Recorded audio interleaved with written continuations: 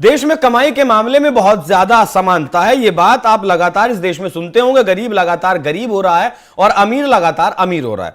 कई विपक्षी नेताओं को यह भी कहते हुए सुना होगा कि देश का जो 90% वेल्थ है वो टॉप के 1% लोगों के पास उनकी जेब में है। अंबानी अडानी का नाम लेकर सरकार को खूब कोसा जाता है, लेकिन आज कुछ आंकड़े ऐसे आपके सामने हम रखने वाले हैं जिससे आपको पता चलेगा कि भारत चीन अमेरिका जैसे देशों से बहुत आगे है, जिसमें मतलब हर एक इंसान की जो समानता है, कमाई की जो समानता है, उसमें दुनिया में चौथे नंबर पर भारत फिलहाल पहुंच चुका है। तो ये जो दावा था विपक्ष का, हवा हवाई हो गया है।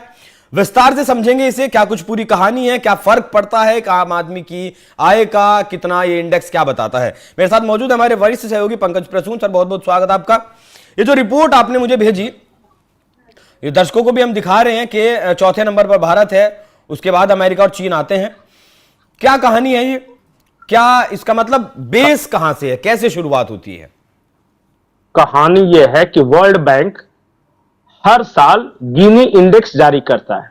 ठीक है, हर साल करता है ये। और जिस तरह जीडीपी होता है ना किसी देश का, या ग्रोथ रेट होता है, उसी तरह गिनी इंडेक्स जारी की जाती है कि किसी देश में आर्थिक समानता कितनी है। मतलब अमीर और गरीब के बीच खाई कितनी कम है। तो जितना कम गिनी इंडेक्स होगा उतनी कम खाई है, और जितना ज्यादा गिनी इंडेक्स होगा उतना ज्यादा खाई है। जैसे कि अमेरिका में 41% है, तो इसका मतलब अमेरिका में अमीर गरीब के बीच खाई ज्यादा चौड़ी है। भारत में 25.5% है, इसका मतलब अमेरिका के मुकाबले कम है। मतलब एक आइडियल समाज जहां सबको एक समान अगर इनकम हो जाए ना, तो उसका गिनी इंडेक्स 1 होगा।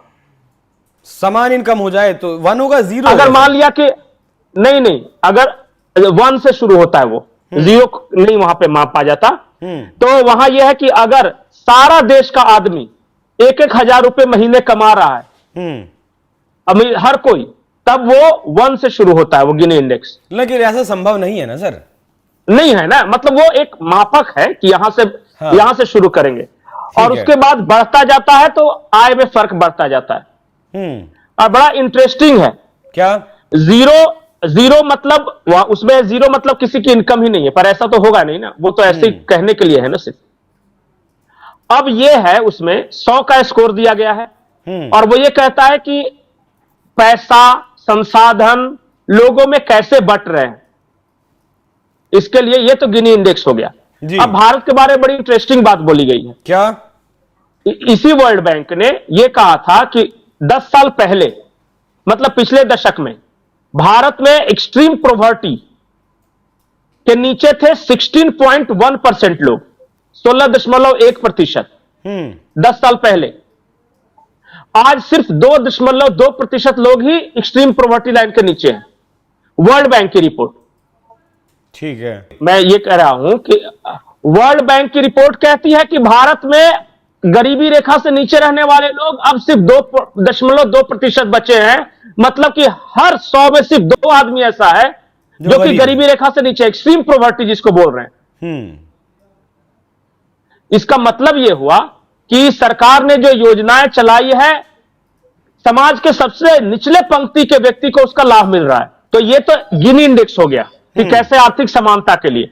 लेकिन भारत के बारे में एक बेहद दिलचस्प और रोचक बात इसमें कही गई है। वर्ल्ड बैंक की ताजा रिपोर्ट यह कहती है कि जब मोदी जी सत्ता में आए थे, उस वक्त भारत के 16.6% लोग एक्सट्रीम पॉवर्टी लाइन से नीचे रहते थे। लेकिन आज उनके 10 साल सत्ता में रहने के बाद सिर्फ 2.2% लोग ही एक्सट्रीम पॉवर्टी लाइन के नीचे हैं। तो कुल मिलाके वर्ल्ड बैंक की रिपोर्ट यह कहती है कि सबसे तेजी से गरीबी उन्मूलन अगर किसी देश में हुआ है तो वो भारत है। ये वर्ल्ड बैंक की रिपोर्ट कह रही है, कोई अपना डोमेस्टिक नहीं है कि भारत सरकार ने कुछ जारी कर दिया है जिस पर ये लोग यकीन ना करें। हाँ, तीसरी महत्वपूर्ण बात यह है कि भारत में न सिर्फ गरीबी कम हो रही है तेजी से, आर्थिक विषमता भी तेजी से खत्म हो रही है। मैं ये नहीं कहूंगा कि किसी भी देश में कोई अमीर या गरीब नहीं होगा, हाँ, लेकिन मिनिमम रिक्वायरमेंट जीवन जीने के लिए एक अच्छा घर, खाने के लिए भोजन पहनने के लिए कपड़े, बच्चों के लिए शिक्षा और दवाई, मेडिकल में, ये आज भारत के सभी लोगों को लगभग मिल रहा है।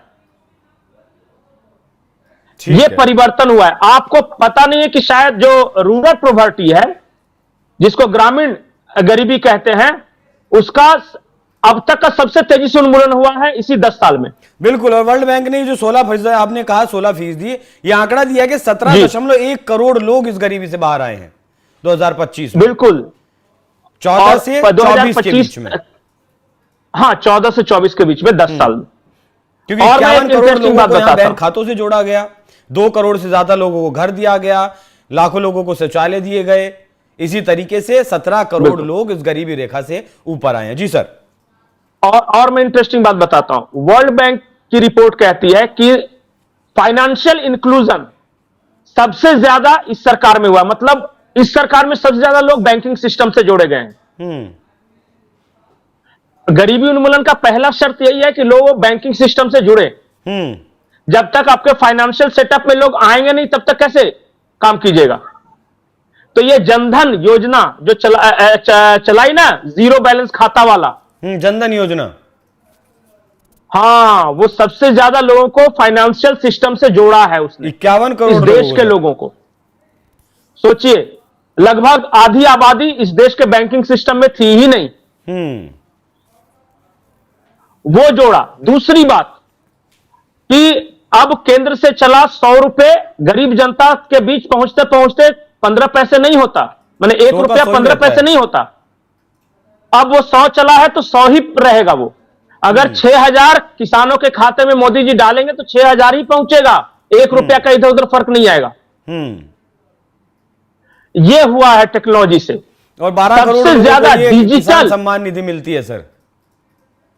एक योजना की बात छोड़ दीजिए। हाँ। ये तो एक योजना है। अब इस तरह पता चला बेटियों की शादी के लिए सुकन्या समृद्धि योजना, तो बुजुर्गों के लिए पेंशन योजना, तो पता चला ऐसे करके कितनी योजनाएं चला रही है और पैसे दे रही है हर चीज के लिए। 5 लाख तक का मुफ्त इलाज। बिल्कुल। अब एक आयुष्मान कार्ड बना लीजिए, इलाज करवाइए।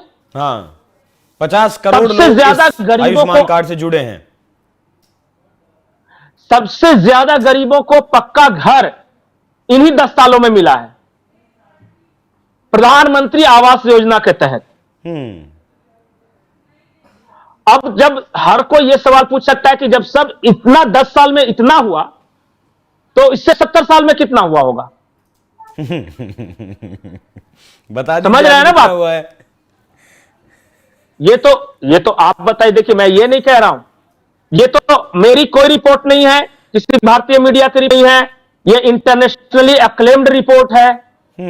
ये गिनी इंडेक्स हो गया, गरीबी जो कम हुई, ये सब तो वर्ल्ड बैंक जारी करता है। अब वर्ल्ड बैंक में कोई गोदी मीडिया बैठा हो तो मुझे नहीं पता, लेकिन आंकड़े तो वही बता रहे हैं। कम से फैक्चुअली करेक्ट कर सकते हैं ना, अगर वर्ल्ड बैंक की रिपोर्ट में किसी को कोई दिक्कत है तो मतलब मिलान कर। और मैं एक बात बताता हूं जी, और एक बात बताता हूं कि आज से 10 साल पहले कोई भी अपने गांव गया हो, और जितने दर्शक देख रहे हैं आज 10 साल बाद अपने गांव गया है, तो फर्क देखिए। बिजली 24 घंटे, पक्की सड़क हर गांव में, नल जल योजना, नल से जल हर गांव में। ये सब दिखता है या नहीं दिखता? बिल्कुल दिखता है। कल तक जिसके पास साइकिल थी उसके पास आज मोटरसाइकिल है कि नहीं है? बिल्कुल है, उस परिवार के पास जी। और जिसके पास मोटरसाइकिल थी उसके पास कार है कि नहीं है? देखिए, रुदाली हमेशा रोते रहेंगे। उनको अगर रोशनी भरे कमरे में ले जाकर छोड़ दीजिए तब भी वो यही कहेंगे कि अलमीरा के पीछे अंधेरा है। देखने का नजरिया। ठीक है। अच्छा, एक और बात बताइए मुझे, अब जिस तरीके से भारत चौथे नंबर पर पहुंचा है, इससे आगे भी पहुंचने की उम्मीद है? देखिए, उम्मीद तो क्यों नहीं है, जब बढ़ ही रहा है तेजी से। तो मैं बता रहा हूं कि जो इससे आगे जो देश है ना, वो छोटे छोटे देश हैं। बेलारूस, स्लोवाकिया, बेलारूस, स्लोवाक गणराज्य, तो ये सब छोटे देश में इनकम समान करना आसान है। भारत जैसे 1 अरब 43 करोड़ का देश अगर आर्थिक रूप से समान हो रहा है और गरीब से गरीब व्यक्ति को भी बुनियादी सुविधाएं आज मिल रही हैं, तब समझिए बहुत बड़ी बात है। बिल्कुल। अगर एक साइकिल को मोड़ना और एक बड़े रेल को मोड़ना, दोनों में फर्क होता है। जी बिल्कुल। तो लेकिन भारत ने बहुत मुश्किल काम किया है ये।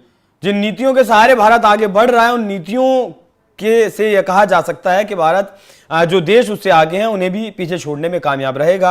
वो 51 करोड़ लोगों का खाता खुलवाना हो, 50 करोड़ लोगों को आयुष्मान कार्ड से जोड़ना हो, 2 करोड़ घर देना हो, 12 करोड़ किसानों को जो है सम्मान निधि देना हो, इस तरीके के जो एक कदम है वो मतलब लोगों ने आम सुविधाओं सरकार ने दी और लोगों ने अपनी कमाई बढ़ाने पर जोर दिया, तभी जाकर इस गिनी इंडेक्स में हम ऊपर आ पाए हैं। जी सर।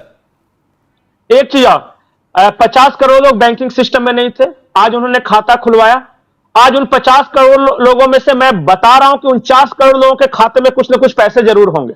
हाँ बिल्कुल होंगे। और उनके खाते में पैसे आए कैसे? या तो सरकार ने दिए या ये यूपीआई वाला है ना, नहीं मूंगफली बेच रहा है 10 रुपया टुंग, 5 रुपया टुंग, उसको पता ही नहीं चल रहा है।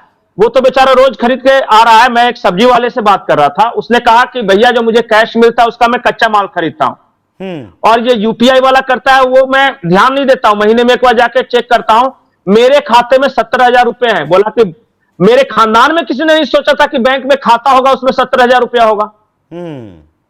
उसने कभी हम तो रोज कमाने रोज खाने वाले थे, अब मुझे ही नहीं पता चला कि ये 70,000 कैसे जमा हो गए। सेविंग्स भी हैं। बिल्कुल ठीक है सर।